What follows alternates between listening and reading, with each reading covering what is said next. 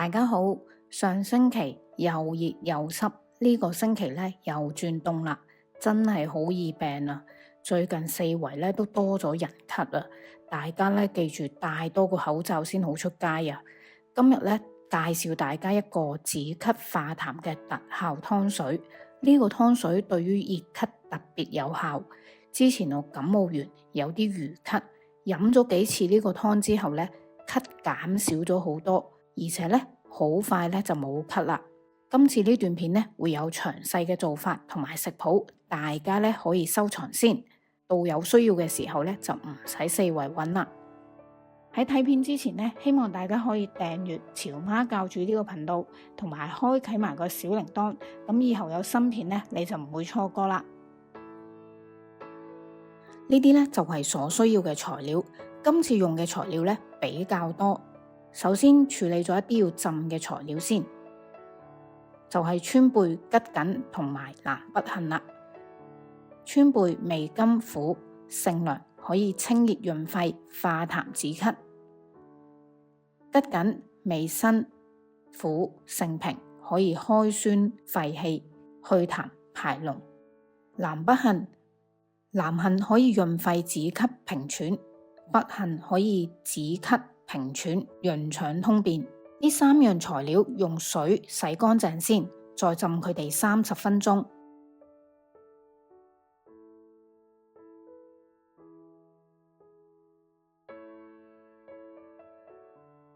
之後就介紹下橄欖啦。今次會用到3種橄欖嘅。第一種係青橄欖，佢就係平時我哋最常見嘅，喺山草藥鋪買到。佢味甘、澀、酸，性平，可以清肺利咽、生津解毒。比較少見嘅咧就係呢個石橄欖啦，佢就係咁樣有啲根啦，有啲葉，同埋有啲咁樣一粒粒嘅嘢。佢味甘、微苦、性涼，可以清肺止咳、生津潤燥。第三種橄欖就係鹹嘅橄欖碎啦，佢味鹹、性涼，可以生津止渴、舒緩喉嚨不適。石橄欖咧要洗得好乾淨嘅，因為佢有啲根連埋有啲泥沙嘅。用水浸大概半個鐘左右，倒走啲水之後，再反覆咁樣清洗乾淨，洗到咧你見到啲水清澈為止。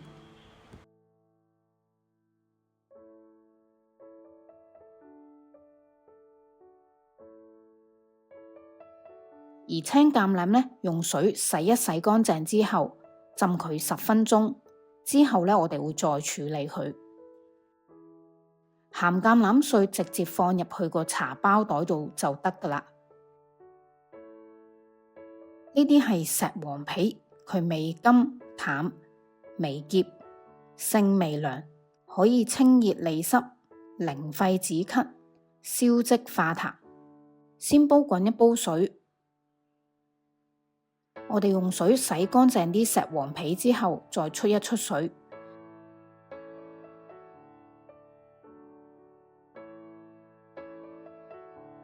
出完水之後，可以再過一次水，然後咧用白潔布擦一擦佢表面啲污糟嘢。洗石黃皮嗰陣時咧要小心啲，因為佢上面咧會有個好似倒刺，有個尖尖地嘅位嘅。再過多1-2次水咁就得噶啦。將洗好嘅青橄欖同埋石黃皮擺落個膠袋度，然後咧可以用錘仔揼一揼佢，等到佢哋裂開，咁樣咧就會容易啲出味啦。陳皮就加咗2角落去，佢味辛苦，性溫，可以理氣健脾、燥濕化痰。洗乾淨之後浸軟身。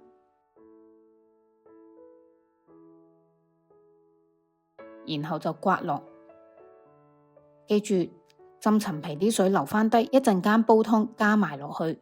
呢啲係新鮮嘅龍脷葉，佢味甘性平，可以清熱潤肺、化痰止咳，主治肺熱、咳喘、痰多、口乾便秘。將佢洗乾淨，洗嗰陣時咧，面同埋底咧都要洗㗎。除咗豬展之外，將其他嘅材料放晒入個陶煲度，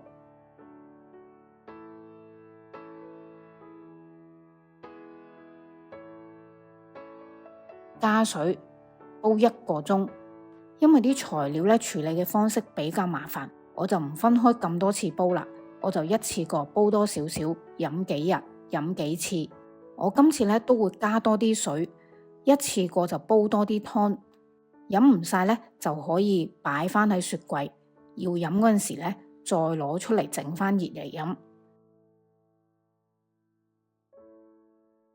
呢個時間咧，我哋就可以處理豬展啦。加豬展落去咧，可以令到個湯咧甜啲，更加容易入口。呢個咧係我阿媽幫我買嘅新鮮豬展，佢話咧唔可以飛水啊。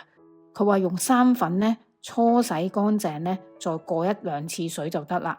咁如果平時我自己嘅話咧，我就會飛一飛水嘅。咁睇你自己個人喜好啦。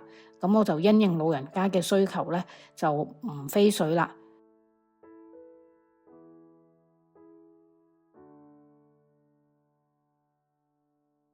啲湯煲咗1個鐘之後咧，就可以加豬展落去噶啦，然後再煲多1個鐘。飲之前咧都唔使加鹽噶啦，因為有加到鹹橄欖落去，所以夠鹹噶啦。呢個湯咧鹹鹹甘甘咁樣，好易入口嘅。佢最主要嘅功效就係清肺利咽、止咳化痰。飲完之後咧，喉嚨會舒服啲。如果你咳比較嚴重嘅話咧，可能要飲多幾次。記住呢個湯水咧係對熱咳特別有效嘅。如果你係寒咳嘅話咧，就唔好飲呢個湯啦。呢度仲有個詳細嘅食譜俾大家參考下。鍾意呢段片嘅話咧，歡迎大家按讚、留言同埋分享。